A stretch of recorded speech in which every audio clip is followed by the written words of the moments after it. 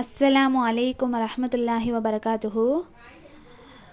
குர்ஆன் வாழ்வியல் ஆராய்ச்சி வகுப்பு முதல் 2 வகுப்புகளில் நம்ம என்ன பார்த்தோம் அப்படின்னா, நம்முடைய இந்த வகுப்பு நம்முடைய வாழ்க்கையே குர்ஆனாக மாறணும் என்பதுக்கான வகுப்பு. அந்த மாற்றம் என்பது குர்ஆனை சும்மா படிக்கிறதுனால வந்துடாது, நம்முடைய செயல்களின் மூலம்தான் அது வரும். அடுத்து இந்த குர்ஆன் யாருக்கு மாற்றத்தை ஏற்படுத்தும் அப்படின்னா, யாருக்கு உள்ளம் மென்மையாக இருக்கோ திறந்திருக்கோ அவங்களுக்கு தான் இந்த குர்ஆன் மாற்றத்தை ஏற்படுத்தும். உள்ளம் இறுகி இருக்கிறவங்களுக்கு மாற்றத்தை ஏற்படுத்தாது என்பது போன்ற விஷயங்களை முன்னுள்ள வகுப்புகளில் பார்த்தோம். 3வது வகுப்பு இன்னைக்கு என்ன பார்க்குறோம் அப்படின்னா, இந்த இறுகிய உள்ளத்தால் ஏற்படக்கூடிய கெட்ட விளைவுகள் என்ன அப்படின்னு தான் பார்க்குறோம். யாருக்கு உள்ளம் மென்மையாக இருக்கிறதோ அவர்களுக்கு தான் குர்ஆன் மாற்றத்தை ஏற்படுத்தும். யாருக்கு உள்ளம் இறுகி இருக்கிறதோ அவர்களுக்கு குர்ஆன் மாற்றத்தை ஏற்படுத்தாது என்பதை நம்ம பார்த்தோம். இறுகிய உள்ளத்தால் ஏற்படக்கூடிய கெட்ட விளைவுகள் என்ன அப்படின்னு பார்த்தா, அவருடைய வாழ்க்கையில் ஏற்படக்கூடிய எந்த ஒரு அற போதனைகளும், எந்த ஒரு நீதியும், எந்த ஒரு நியாயங்களும், இறைவனை பற்றிய எந்த ஒரு சிந்தனைகளும் அவர்களுடைய உள்ளத்தில் எந்த ஒரு மாற்றத்தையும் ஏற்படுத்தாது. அவர்களுக்கு எவ்வளவு முக்கியமான விஷயங்களாக இருந்தாலும் அந்த இறுகி போன உள்ளத்தில் இறங்கவே இறங்காது. எந்த அளவுக்கு அப்படின்னா, 39வது அத்தியாயம் 22வது வசனத்தில் அல்லாஹ் கூறுகிறான், எவர்களுடைய உள்ளம் அல்லாஹ்வை நினைவு கூர்வதை விட்டும் இறுகி போய்விட்டதோ அவர்களுக்கு கேடுதான் என்பதாக. அப்போ அல்லாஹ்வை நினைவு கூற முடியாமல், அல்லாஹ்வை நினைவு கூறுவதில் எந்த ஒரு ஈடுபாடும் இல்லாமல் மற்ற விஷயங்களில் நல்ல ஈடுபாட்டோடு இருக்குது நம்முடைய உள்ளம். வீண் பேச்சுக்கள் பேசுவதிலும், படம் சினிமாக்கள் பார்ப்பதிலும், பாட்டுகள் கேட்பதிலும், ஊர் சுற்றுறது, நல்லா சாப்பிட்றது, நல்ல வாழ்க்கையை என்ஜாய் பண்ணுறது, இது போன்ற மற்ற விஷயங்களெல்லாம் ஈடுபாட்டோடு இருக்கக்கூடிய மனம் அதை பற்றி பேசும் பொழுதோ நினைக்கும் பொழுதோ மனதுக்கு ரொம்ப சந்தோஷத்தை நிம்மதியை தருது. ஆனால் அல்லாஹ்வை பற்றிய சிந்தனைகள், இறைவனை பற்றி பேசுகின்ற பொழுது உள்ளத்தில் எந்த ஒரு சலனத்தையும் ஏற்படுத்தாமல் உள்ளம் இறுகி போய் கிடக்குதே அவர்களுக்கு கேடு என்று அல்லாஹ் சொல்கிறான். சொல்லிவிட்டு அல்லாஹ் சொல்கிறான், இவர்கள்தான் தெளிவான வழிகேட்டில் இருக்கிறார்கள். குர்ஆன் என்பது அல்லாஹுடைய திக்ர். குர்ஆனுக்கு நிறைய பெயர்கள் இருக்குது, அதில் ஒன்று தான் திக்ர். அப்போ அல்லாஹுடைய திக்ரையே இந்த குர்ஆனில் நெருங்க முடியலைன்னா நம்ம எப்படி இருக்கோம் அப்படின்னா, தெளிவான வழிகேட்டில் இருக்குது என்று அல்லாஹ் கூறுகிறான். அதுவும் சாதாரண வழிகேடு இல்லை, முபீன் என்ற வார்த்தையை சொல்லி காட்டி தெளிவான வழிகேடு என்று அல்லாஹ் சொல்லிவிட்டான். எது தெளிவான வழிகேடு அப்படின்னா, குர்ஆனை படிக்கிறோம் ஆனால் நம்ம மனசு உள்ளே இறங்க மாட்டேங்குது, நம்ம உள்ளத்தை அந்த குர்ஆன் உழுக்க மாட்டேங்குது, நம்முடைய வாழ்க்கையில் மாற்றத்தை ஏற்படுத்த மாட்டேங்குது. அப்படி எப்படி இருக்கோம், வழிகேட்டில் இருக்கோம் என்பதை நம்ம புரிஞ்சுக்கணும். இது ஒன்று. 2வதாக, இந்த இறுகி போன உள்ளத்துக்கு ஏற்படக்கூடிய கேடுகளுக்கு சில உதாரணங்கள் நிலைய இருக்குது. அதில் ஒன்று தான் யூதர்களுடைய உதாரணம். இஸ்ரவேலர்கள் மூசா அலைஹிஸ்ஸலாம் அவர்களை பின்பற்றுபவர்களாக இருந்த யூதர்கள், அவர்கள்தான் இந்த இறுகி போன உள்ளத்துக்கு உதாரணமாக எடுத்துக்கலாம். மூசா அலைஹிஸ்ஸலாம் அவங்களுடைய வரலாறை பார்க்கும் பொழுது, மூசா அலைஹிஸ்ஸலாம் அவர்களுடைய காலத்தில் ஒரு மனிதர் கொல்லப்பட்டுட்டார். யாருன்னு கண்டுபிடிக்கணும், கொன்னவர் யாருன்னு கண்டுபிடிக்கணும். மூசா அலைஹிஸ்ஸலாம் அவங்கள்ட்ட மக்கள் கேட்குறாங்க, நீங்கள் அல்லாஹ்வுடைய தூதர்னு சொல்கிறீங்களே, அல்லாஹுக்கு தெரியாதது எதுவும் இல்லை தானே, அப்போ இவரை கொன்னது யார் என்ன அல்லாஹ்ட்ட கேட்டு சொல்லுங்கள் என்று நக்கல் செய்கிற விதமாக, கேலி செய்கிற விதமாக மூசா அலைஹிஸ்ஸலாம் அவங்களுடைய சமுதாயம் அவங்ககிட்ட கேட்குறாங்க. 2வது அத்தியாயம் 67வது வசனத்திலிருந்து 73 74வது வரை உள்ள வசனங்கள் மூசா அலைஹிஸ்ஸலாம் அவர்களும் அவங்க சமுதாயமும் எப்படி பார்த்து சொன்னாங்க என்று விவரித்து அல்லாஹ் கூறியிருக்கிறான். நீங்கள் ஒரு மாட்டை பிடிச்சு அருங்க, அதனுடைய ஒரு சதை துண்டை எடுத்து கொல்லப்பட்டவனுடைய மேல் அடிங்க, அவர் உயிர் பெற்று எழுந்து யார் கொன்னதுன்னு சொல்லிடுவார் என்று அல்லாஹ் சொல்கிறான் அப்படின்னு சமுதாயத்தை பார்த்து மூசா அலைஹிஸ்ஸலாம் சொல்கிறாங்க. மூசா அலைஹிஸ்ஸலாமுடைய சமூகம் சொல்லுது, என்ன மூசா கிண்டலா, எங்களை பார்த்தா நக்கலாக இருக்கா உங்களுக்கு? மூசா அலைஹிஸ்ஸலாம் சொல்கிறாங்க, நான் ஒன்றும் முட்டாள் கிடையாது, அல்லாஹுடைய தூதராக இருக்கேன், கேலி கிண்டல் பண்ணுற ஆளெலாம் நான் கிடையாது அப்படின்னு சொல்கிறாங்க. சமூகம் சொல்லுது, சரி மாடுன்னு சொல்கிறீங்க, மாட்டை பிடிச்சி அருன்னு சொல்கிறீங்க, அது எப்படிப்பட்ட மாடு, அதை விலக்கி சொல்லுங்கள், அல்லாட்ட கேட்டு சொல்லுங்கள் அப்படின்னு சமூகம் சொல்லுது. மூசா அலைஹிஸ்ஸலாம் சொல்கிறாங்க, அது கன்றும் கிடையாது கிழடும் கிடையாது, ரெண்டுக்கும் இடைப்பட்டதாக உள்ளது என்று அல்லாஹ் சொல்வதா மூசா அலைஹிஸ்ஸலாம் சொல்கிறாங்க. அப்போ அந்த மாதிரி மாட்டை பிடிச்சி அறுக்க வேண்டியதானே மூசா அலைஹிஸ்ஸலாம் சமூகம். இவங்க இன்னும் நக்கல் பண்ணுற விதமாக மறுபடி கேள்வி கேட்குறாங்க. அந்த மாடு எப்படின்னு சொல்லிட்டீங்க, அதனுடைய கலர் என்ன, நிறம் என்ன என்று கேட்குறாங்க. மூசா அலைஹிஸ்ஸலாம் சொல்கிறாங்க, அது ஒரு பார்ப்பவர்களை ஈர்க்கக்கூடிய கெட்டியான மஞ்சள் நிறம் என்று, கண்ணை கவரக்கூடிய ஒரு மஞ்சள் நிறம் அப்படிங்கிறாங்க. அந்த சமூகம் சொல்லுது, எங்களுக்கு எந்த மாடை பார்த்தாலும் ஒரே மாதிரி தான் தெரியுது, அது எப்படின்னு இன்னும் கொஞ்சம் விளக்கமாக சொல்லுங்கள், அந்த மாடை பற்றின விளக்கத்தை எங்களுக்கு பத்தலை, இன்னும் சொல்லுங்கள் அப்படின்னு எல்லாட்ட கேட்டு சொல்லுங்கன்னு கேலி கிண்டல் அதிகமாகிக்கிட்டே போகுது. மூசா அலைஹிஸ்ஸலாம் சொல்கிறாங்க, அந்த மாடு நீர் இறைச்சலுக்கு பயன்படுத்தப்பட்டிருக்காது, ஏர் உழுவதற்கும் பயன்படுத்தியிருக்காது, அந்த மாட்டுடைய உடம்பில் எந்த விதத்திலும் வடுவில்லாமல் இருக்கணும் என்பதாக மூசா அலைஹிஸ்ஸலாம் சொல்கிறாங்க. அப்போ அந்த சமூகம் சொல்லுது, மூசாவை இப்போ தான் நீங்கள் சரியான விளக்கத்தை சொல்லியிருக்கீங்க அப்படின்னு. ஒரு வழியாக அந்த மாடை தேடுறாங்க, கிழடாக இருந்தால் அந்த கலரு இருக்க மாட்டேங்குது, கலரு மஞ்சளாக இருந்தால் கன்றுக்குட்டியாக இருக்குது, உடம்புல ஏதாவது குறைபாடுகள் இருக்குது, இப்படி ஒன்று மாற்றி அவங்களுக்கு பிரச்சனைகள் இருந்துக்கிட்டே இருக்குது. ஒரு வழியாக தேடி ரொம்ப சோர்ந்து போய் கடைசியாக அப்படிப்பட்ட ஒரு மாடை கண்டுபிடிச்சி அறுத்துட்டாங்க. எல்லாம் மாட்டை பிடிச்சி அருங்க அப்படின்னு சொன்ன உடனே ஏதோ ஒரு மாடு பிடிச்சி அறுத்துருந்துருக்கலாம்.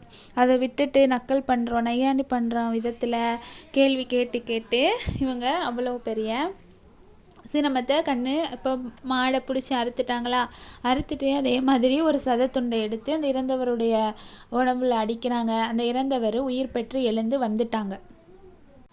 அப்போது இது எவ்வளவு பெரிய அத்தாட்சிக்குரிய விஷயம், எவ்வளவு ஆச்சரியமான ஒரு விஷயம். இறந்தவங்க உயிர் பெற்று திரும்ப எந்திரிச்சு வராங்கன்னா எவ்வளவு வியப்பில் ஆழ்த்தக்கூடிய ஒரு விஷயமா இருக்குது. ஆனால் மூசாவுடைய சமூகம் அதை பார்த்தும் கூட அவங்க அல்லாஹ்வை நம்பலை, ஈமான் கொள்ளலை, இன்னும் கேள்விகளை தான் அவங்க அதிகமாக்கிட்டு போகிறாங்க. இப்போ அவங்களுடைய உள்ளம் இறுகாமல் மென்மையாக இருந்தால் இவ்வளோ பெரிய அத்தாட்சியில் பார்த்ததும் அவங்களுடைய உள்ளம் அதை ஏற்றிருக்கும்.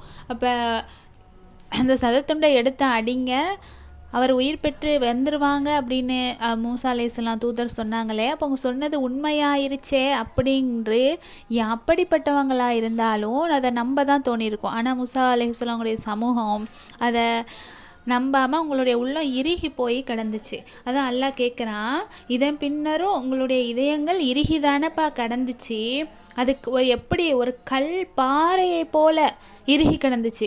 ஆனால் அந்த பாறை கூட எப்படி இருக்குமா, பாறையை போலன்னு கூட சொல்ல முடியாது, பாறையாச்சும். அல்லாஹ் சொல்கிறான் 2வது அத்தியாயம் 74வது வசனத்தில்,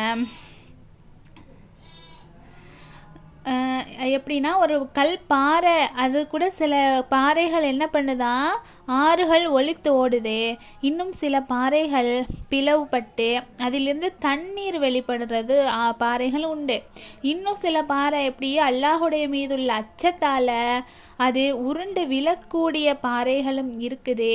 ஆனால் அந்த பாறையை விட கடினமாயிருச்சு உங்களுடைய உள்ளம் அப்படின்னு அல்லாஹ் மூசா அலைஹிஸ்ஸலாம் அவங்களுடைய சமூகத்தை பார்த்து கேட்குறான்.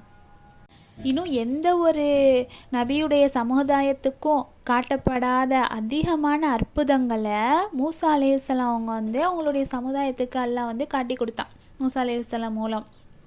அவர்களுடைய தடி போட்டு அதை பான்பாக மாறுவதிலிருந்து அவங்களுடைய கை பாக்கெட்டில் விட்டு எடுத்தாங்கன்னா வெண்மை நிறமாக தோற்றமளிக்கும்.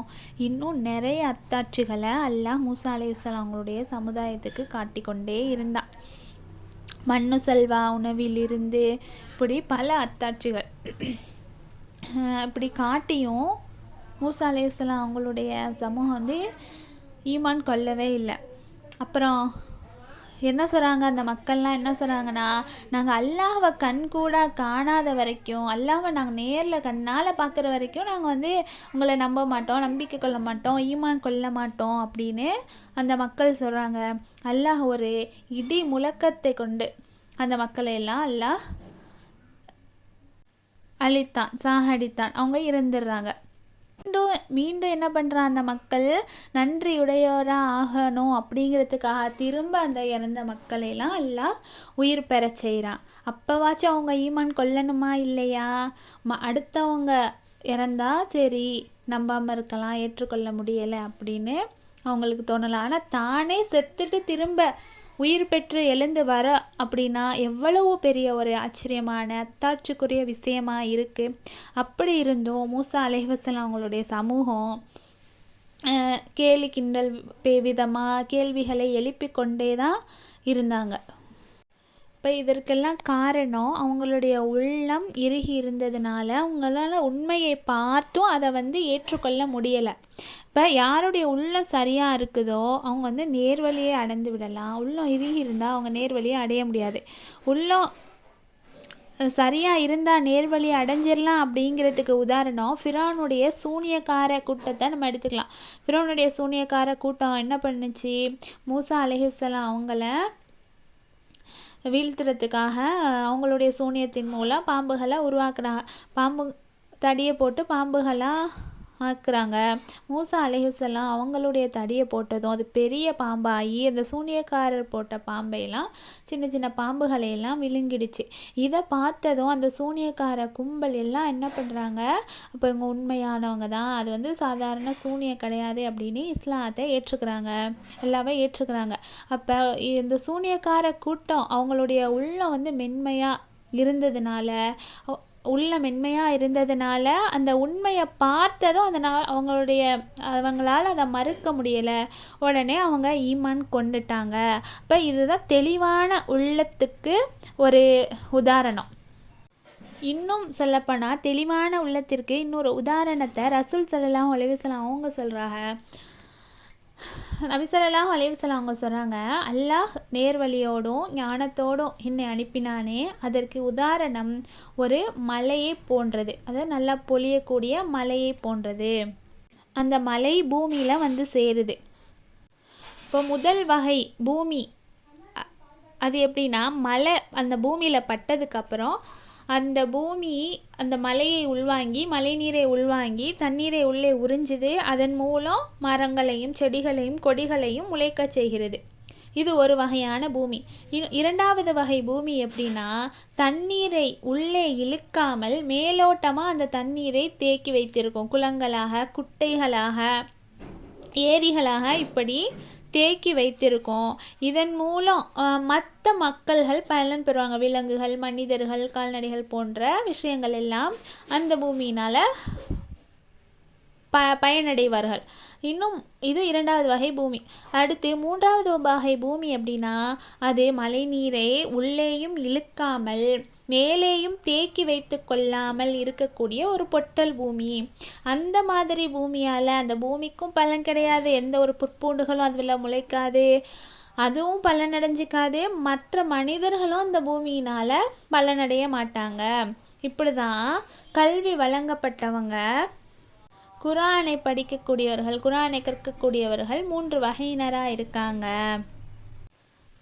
மனிதர்கள் நம்முடைய உள்ளத்தில் யார் வந்து நம்முடைய உள்ளத்தில் குரானை ஏற்றுக்கொள்கிற பக்குவம் உள்ளத்தில் இருக்கிறதோ அப்போ அனைவரும் பயனடைவார்கள். குரானை இரண்டாவது வகை மனிதர்கள் எப்படின்னா, குரானை உள்ளத்தில் வைத்து மற்றவருக்கும் கற்றுக் கொடுப்பாங்க. அது மூலம் தானும் பயனடைஞ்சு மற்றவர்களும் பயனடைவாங்க. இது இரண்டாவது வகை. அடுத்து மூன்றாவது வகை மனிதர்கள், அவர்கள் குரானை படிக்கிறதுனால அவங்களுக்கும் பயன் கிடையாது, அதன் மூலம் மற்றவர்களுக்கும் பயன் கிடையாது அப்படின்னு ரசூலுல்லாஹ் நமக்கு ஒரு உதாரணத்தை சொல்கிறாங்க. அப்போ இந்த வகுப்பின் மூலம், இன்றைக்குள்ள வகுப்பின் மூலம் நம்ம தெரிந்து கொண்ட விஷயம் என்ன அப்படின்னா, இப்போ உள்ளம் இறுகி இருந்துச்சுன்னா அதன் மூலம் ஏற்படக்கூடிய கெட்ட விளைவுகள், மூசா அலைஹிஸ்ஸலாம் அவர்களுடைய சமூகத்தை உதாரணமாக பார்த்தோம். அடுத்து நம்முடைய உள்ளம் மென்மையாக இருந்துருச்சு அப்படின்னா அதன் மூலம் நேர்வழி பெறுவார்கள் என்பதற்கு ஃபிரௌனுடைய சூனியக்காரர்கள் அவர்கள் உதாரணம் என்பதை பார்த்தோம். அப்புறம் நம்முடைய கல்வி 3 வகையாக பிரிக்கிறோம். அதில் குரானை தான் கற்று தான் மட்டும் அதில் பயன்பெற்று கொள்வார்கள் முதல் வகை. இரண்டாவது வகை, குரானை கற்று தானும் பயன்பெற்று மற்றவர்களுக்கும் பலனளிப்பார்கள், அது இரண்டாவது வகை. மூன்றாவது வகை, இந்த குரானின் மூலம் தானும் பலன் பெறாமல் மற்றவர்களுக்கும் அதனால் எந்த பயனும் இல்லாமல் இருப்பார்கள், இது மூன்றாவது வகை என்று விஷயங்களை இன்றைய வகுப்பின் மூலம் பார்த்தோம். அஸ்ஸலாமு அலைக்கும் வரஹ்மத்துல்லாஹி வபரகாத்துஹு.